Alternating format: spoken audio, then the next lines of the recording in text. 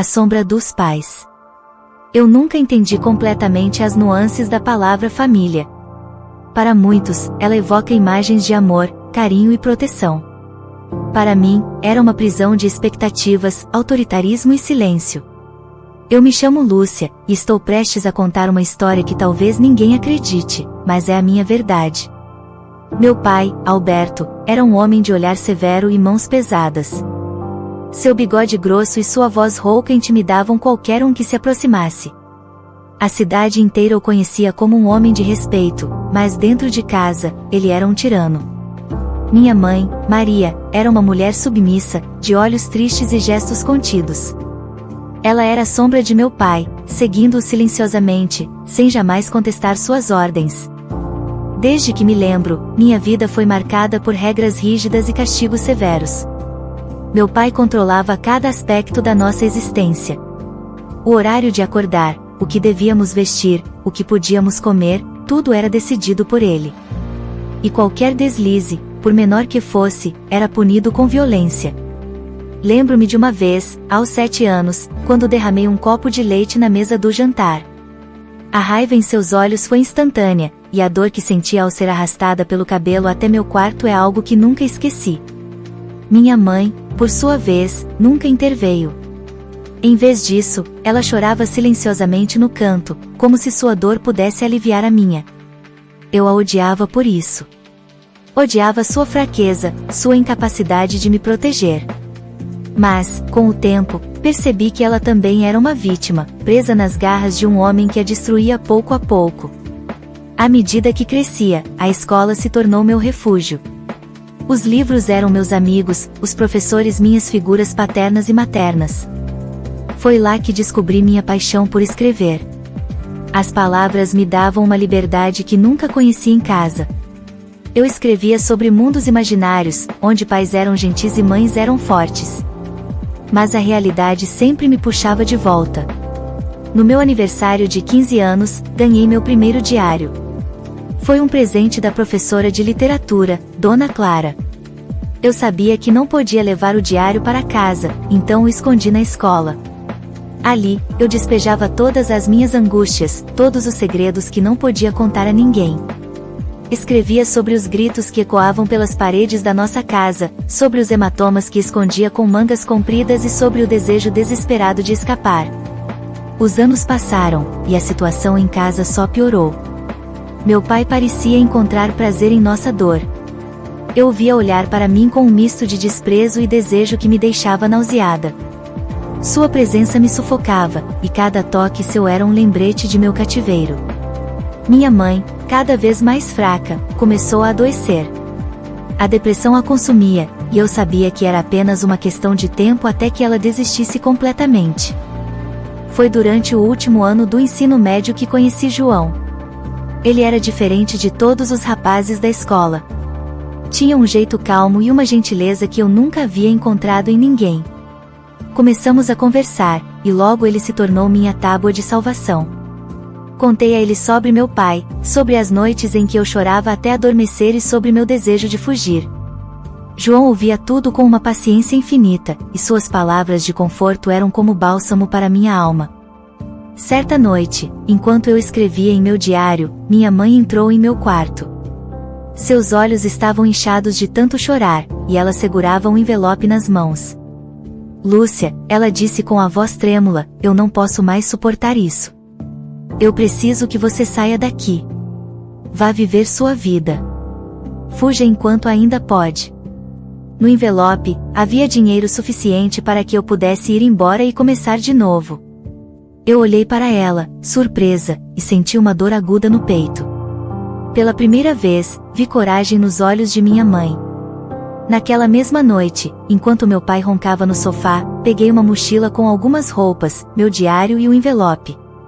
Saí pela porta dos fundos sem olhar para trás. João me esperava na esquina, e juntos partimos para um futuro incerto, mas cheio de esperança. Nos meses que se seguiram, João e eu nos estabelecemos em uma pequena cidade longe de tudo. Consegui um emprego em uma livraria, e ele trabalhava como mecânico. Com o tempo, comecei a compartilhar minha história através da escrita. Enviei alguns textos para um jornal local, e logo minhas palavras encontraram um público que se identificava com minha dor. Mas, mesmo longe, a sombra de meu pai ainda pairava sobre mim. As noites eram assombradas por pesadelos, e eu vivia com o medo constante de que ele me encontrasse. Foi só quando recebi uma carta de minha mãe, alguns anos depois, que senti um alívio verdadeiro. Na carta, ela me contou que meu pai havia morrido de um ataque cardíaco. Suas últimas palavras foram de arrependimento, mas era tarde demais para mim. Minha mãe, finalmente livre, encontrou força para reconstruir sua vida. Nos correspondíamos regularmente, e ela me visitou algumas vezes. Ver sua transformação foi inspirador. A mulher frágil e submissa deu lugar a uma pessoa forte e independente, alguém que eu sempre soube que ela poderia ser. Hoje, escrevo não apenas para contar minha história, mas para dar voz a todos aqueles que sofrem em silêncio. Espero que minhas palavras possam ser um farol para quem está perdido, um lembrete de que, mesmo nas circunstâncias mais sombrias, é possível encontrar a luz.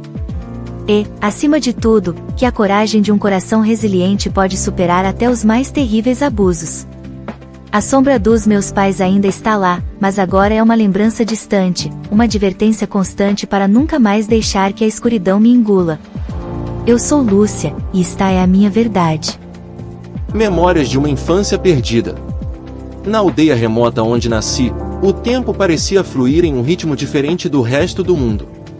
As montanhas nos isolavam, e a neblina constante criava uma atmosfera de mistério e melancolia. Era um lugar onde histórias de fantasmas e espíritos ancestrais eram tão comuns quanto o vento que soprava incessantemente. Cresci acreditando que minha família era uma dessas lendas sombrias, tecida por segredos e silêncios, onde meus pais desempenhavam o papel de carrascos disfarçados. Minha mãe, Letícia, era uma mulher de beleza estonteante, mas com uma frieza que congelava qualquer tentativa de afeto. Seus olhos verdes, tão intensos quanto as esmeraldas da selva, me encaravam com uma mistura de desdém e indiferença. Lembro-me dela como uma presença etérea, sempre distante, perdida em seus próprios pensamentos sombrios. Meu pai, Roberto, era um homem de poucas palavras, mas suas ações falavam alto. Um trabalhador árduo, ele se transformava em uma fera ao anoitecer, quando o álcool tomava conta de sua alma já atormentada. A casa onde vivíamos era uma velha construção de adobe, cercada por árvores frutíferas que pareciam nunca dar frutos.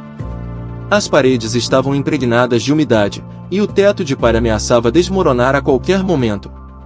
Era um lar sombrio, onde o sol raramente penetrava e onde os gritos e sussurros se misturavam no ar pesado.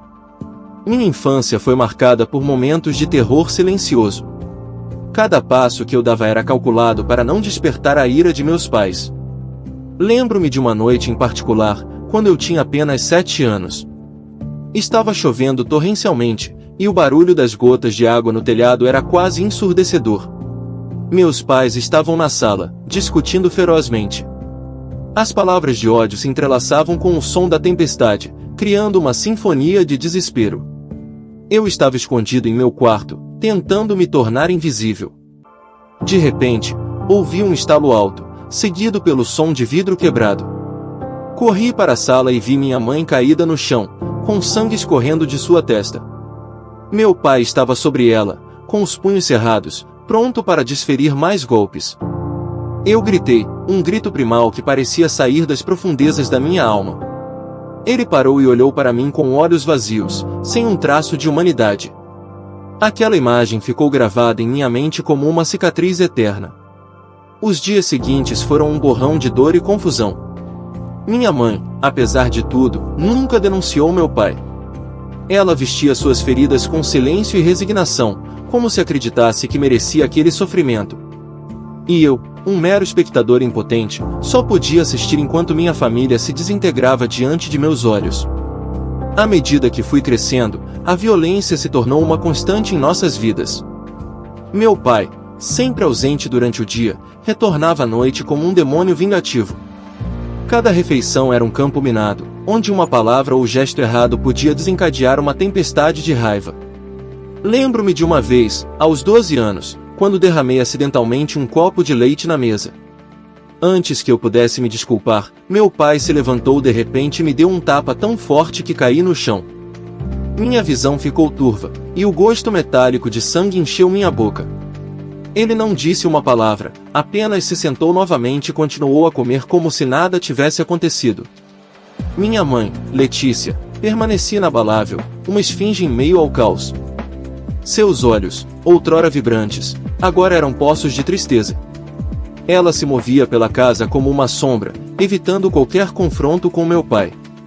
Havia momentos em que eu via um vislumbre de ternura em seu olhar, mas eram tão raros quanto um raio de sol em nossa aldeia nevoada. Eu ansiava por seu amor, mas tudo o que recebia era uma indiferença gelada.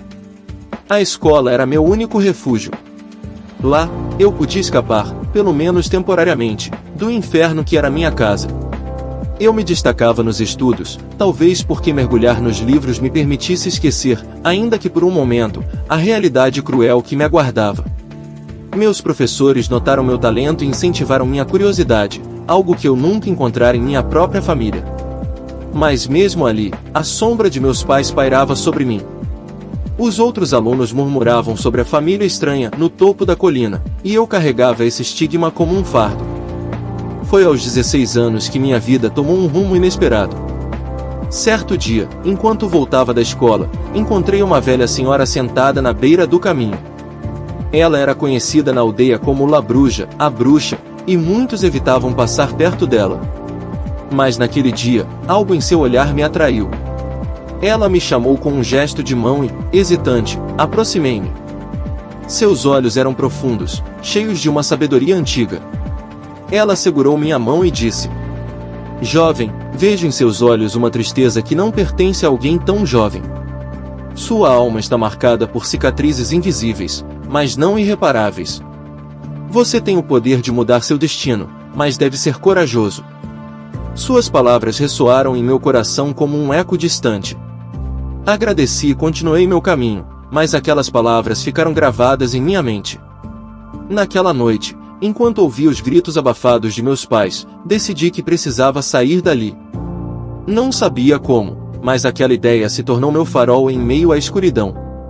Os anos seguintes foram de planejamento e preparação. Eu sabia que precisava de um motivo sólido para deixar a aldeia sem levantar suspeitas. Concentrei-me ainda mais nos estudos, esperando conseguir uma bolsa de estudos que me permitisse ir para a cidade. Meu desempenho acadêmico chamou a atenção de um professor em particular, o Sr. Almeida, que se tornou meu mentor. Ele me orientou e me ajudou a preencher formulários para diversas universidades. Quando a carta de aceitação finalmente chegou, com uma bolsa integral, senti um misto de alívio e medo.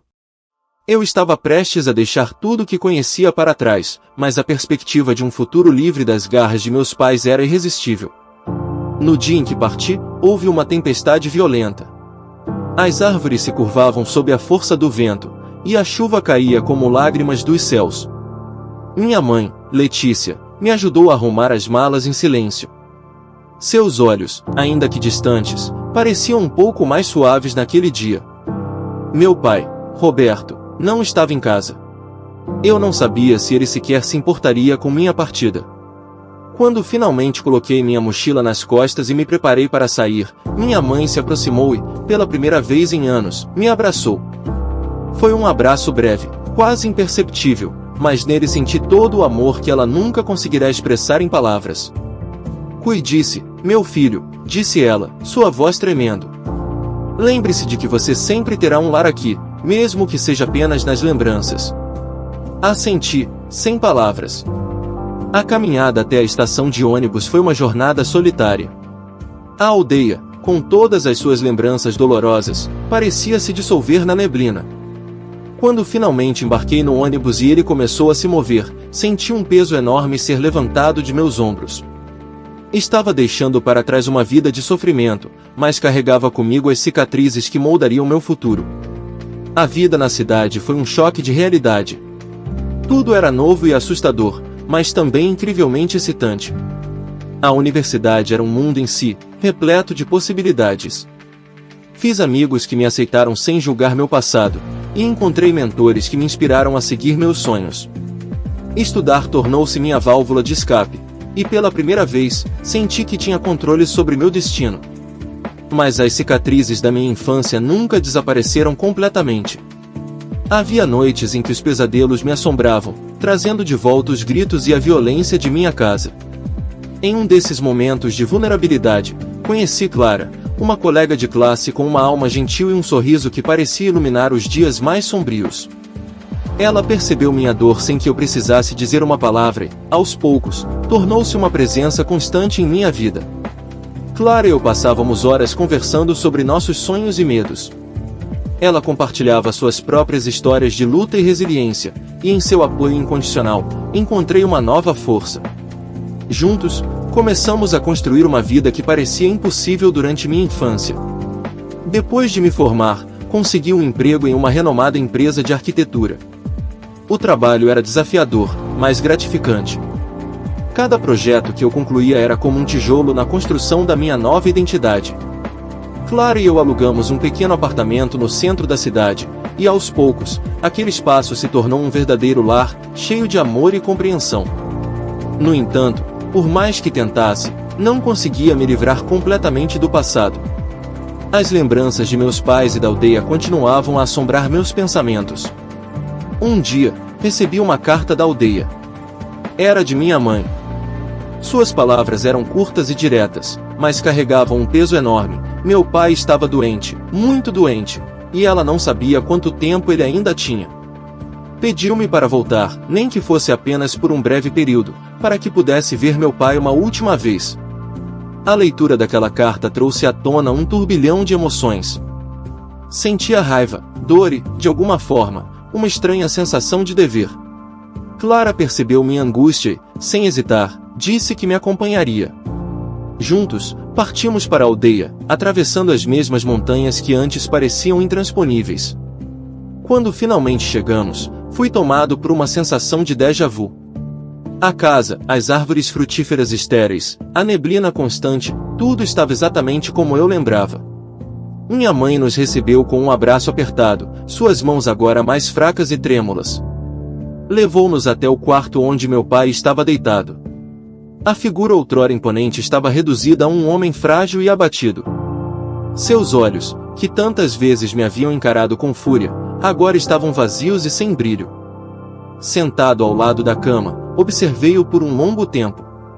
A raiva que eu carregara por tantos anos começava a se dissipar, substituída por uma sensação de tristeza e, estranhamente, compaixão. Meu pai, Roberto, havia sido um homem atormentado, incapaz de escapar dos próprios demônios. O que eu percebi agora era que ele nunca soubera como ser diferente. Em uma tarde fria, enquanto Clara e minha mãe preparavam o jantar, meu pai finalmente falou comigo. Sua voz era um sussurro fraco, mas carregava o peso de uma confissão há muito reprimida. Filho, sei que falhei com você, e com sua mãe. Ele fez uma pausa, lutando para encontrar forças. Não posso mudar o passado, mas espero que um dia você possa me perdoar. Lágrimas escorriam pelo meu rosto. Aquelas palavras, por mais tardias que fossem, significavam muito. Segurei sua mão e, naquele momento, senti que um ciclo se fechava. Meu pai faleceu alguns dias depois. O funeral foi simples, com poucos presentes. A aldeia, sempre envolta em mistério e superstição, parecia assistir em silêncio. Clara esteve ao meu lado o tempo todo, sua presença me dando força. Após o funeral, ajudei minha mãe a arrumar a casa e colocar os papéis em ordem. Durante esse processo, encontrei um velho álbum de fotos que nunca havia visto antes. Era um registro dos primeiros anos de casamento dos meus pais. Havia sorrisos, momentos de alegria e uma felicidade que eu nunca imaginara. Aquelas imagens contavam uma história diferente, uma que eu nunca conhecera. Foi então que compreendi a complexidade da vida dos meus pais. Havia sido fácil para mim vê-los apenas como figuras opressoras, mas eles eram, na verdade, vítimas de suas próprias circunstâncias e escolhas. Minha mãe, Letícia, revelou-me que meu pai sempre quisera o melhor para nós, mas nunca soubera como expressar isso de maneira saudável. No último dia, antes de voltar para a cidade, sentei-me com minha mãe. Conversamos por horas, algo que nunca havíamos feito antes. Ela me contou sobre seus sonhos e arrependimentos, e eu a escutei com o coração mais aberto. Havia tanto que eu não sabia, tanto que ela nunca pudera compartilhar. Quando finalmente nos despedimos, prometi visitá-la com mais frequência. Clara e eu voltamos para a cidade, e a vida lentamente retornou ao normal. Contudo, algo dentro de mim havia mudado. Eu sentia um peso menor nas costas, uma leveza que nunca havia experimentado. Continuei trabalhando como arquiteto, e Clara e eu nos casamos em uma cerimônia simples, rodeados pelos amigos que se tornaram nossa nova família. Anos depois, tivemos nosso primeiro filho, e naquele momento, prometi a mim mesmo que seria diferente. Que quebraria o ciclo de dor e abuso que havia marcado minha infância. A paternidade foi uma experiência transformadora. Cada sorriso, cada choro, cada momento compartilhado com meu filho era uma prova de que o amor e o cuidado poderiam superar qualquer passado sombrio. Clara e eu criamos um ambiente de apoio e afeto, algo que eu nunca tivera, mas que agora podia proporcionar. Anos se passaram, e minha mãe, Letícia, envelheceu graciosamente. Mantivemos contato constante, e ela visitava frequentemente nossa casa na cidade. Ver sua interação com meu filho era como assistir a um milagre. O amor que ela nunca fora capaz de expressar plenamente comigo agora fluía livremente para a nova geração. Certo dia, enquanto observava meu filho brincar no quintal, Clara se aproximou e me abraçou. "Você conseguiu, meu amor." "Quebrou o ciclo", disse ela, com um sorriso caloroso. Aquelas palavras me emocionaram profundamente. Era verdade. Contra todas as probabilidades, eu havia transformado minha vida e a de minha família. As cicatrizes do passado estavam lá, mas agora eram apenas marcas de uma história de superação e resiliência. E assim, numa aldeia remota, cercada por montanhas e envolta em neblina, começou uma nova história. Uma história de amor, redenção e esperança. E enquanto o vento soprava através das árvores, eu sabia que, finalmente, havia encontrado paz.